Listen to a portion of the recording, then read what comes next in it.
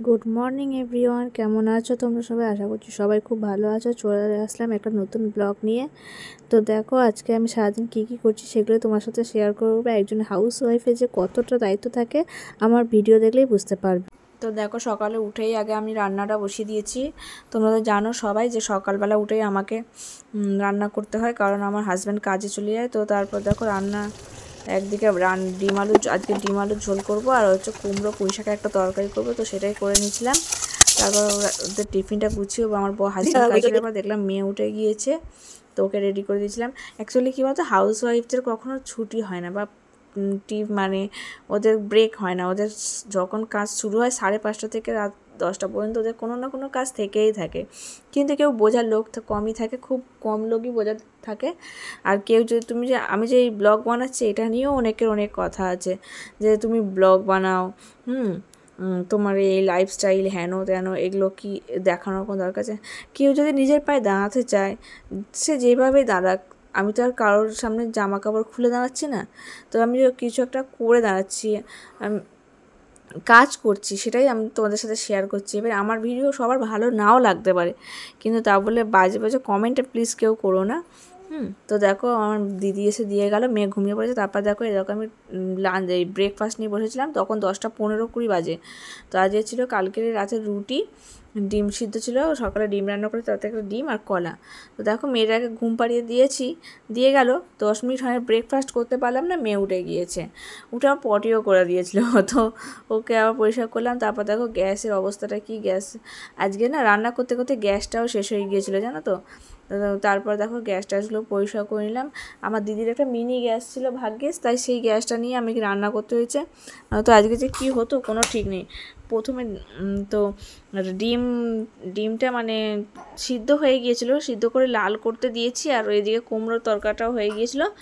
দেন পেঁয়াজটা যেই তেলের মধ্যে দিয়েছি ডিম কষার জন্য, তখনই গ্যাসটা শেষ হয়ে গিয়েছে।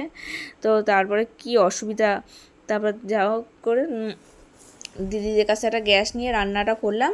তো দেখো এখন গ্যাস ট্যাস মুছে কত সুন্দর লাগছে। কী বলতো, এইসব কাজগুলো মেয়েদের রোজই করতে হয়, তাই জন্য মেয়েদের কোনো দাম নেই। যারা হচ্ছে বাইরে গিয়ে ইনকাম করে নিয়ে আসবে তার কাজের দাম আছে, আর যেহেতু হাউস ওয়াইফরা ঘরে কাজ করে তাদের কোনো টাকা, তাদের কোনো মাইনে নেই, তাই তাদের কাজেরও কোনো দাম নেই। কিছু কিছু মানুষের এরকমই ধারণা, কিন্তু একটা দিন কমসে কম আমার জায়গায় তোমরা কাজ করে দেখো। হ্যাঁ, সকাল 6টা, এখন কিন্তু অনেক বেলা হয়ে গিয়েছিলো। তো দেখ ঘর দোর ঝাঁট দিয়ে আমি মুছে নিয়েছিলাম, নিয়ে গ্যাসটাও মুছে নিয়েছিলাম, নিয়ে ঘর ঝাঁট দিয়ে মুছে তারপরে আমি জামা কাপড় কাচতে গিয়েছিলাম। তো দেখো আমি তোমাদের দেখাচ্ছিলাম যে আমার যে রুটি বেলার বেলনা রুটি বেলার যেটা এটা আছে না, ওটা পাথরের, ওটা ভেঙে গিয়েছে। তো তারপর দেখো আমি জামা কাপড়গুলো কেচে নিচ্ছি। আরে আমার হেল্পিং হ্যান্ড আজ কতদিন হয়ে গেল একভাবে ছুটি করে যাচ্ছে, মানে উনি 2 দিন ছুটি করবে বলেছিল, তারপর এখন ছুটি করছে। একবার আমাকে ফোন করে তো ইনফর্ম করা দরকার ছিল, সে করেনি। যাই হোক কাপড়গুলো কাচা হয়ে গেলে দেখো আমি মেয়েকে আবার স্নান করাতে এলাম। তো মেয়েকে স্নান করিয়ে ওকেও খাইয়ে দেবো, দিয়ে ওকে ঘুম পাড়িয়ে আমাকে আবার বাকি কাজটা করতে হবে। এই করতে করতে মেয়েটাকে আমি তাড়াতাড়ি চেষ্টা করি 12টা 12:30টার মধ্যেই স্নান করি দেওয়ার। তো দেখো মেয়েকে স্নান করিয়ে খাইয়ে এই যে ঘুম পাড়িয়ে দিয়েছি। কাপড় কেচেছিলাম তখন মেলা হয়নি, এবার ছাদে এসেছি কাপড় মেলতে। এখন বাজে দুপুর 2:30, ঠিক আছে। তো কাপড়গুলো মেলে দিচ্ছি। প্রথমে আগের কাপড় কিছু মেলেছিলাম সকালে, সেগুলো তুলে নিয়েছি, তারপর দেন কাপড় মেলছি। আমাদের তো ছাদের উপর শেড করা, রোদ্দুর আসে না ঠিক মতন, তাই সব কাপড় শুকাতে চায় না, তার পরের দিনও সময় লাগে।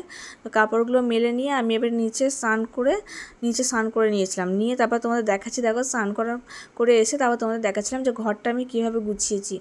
এই ঘরটা না রোজই গোছানো হয়, কিন্তু কিছু মানুষের ধারণা যে সামান্য তো একটা বাচ্চাই সামলায়, তার আবার এত কষ্ট কিসের।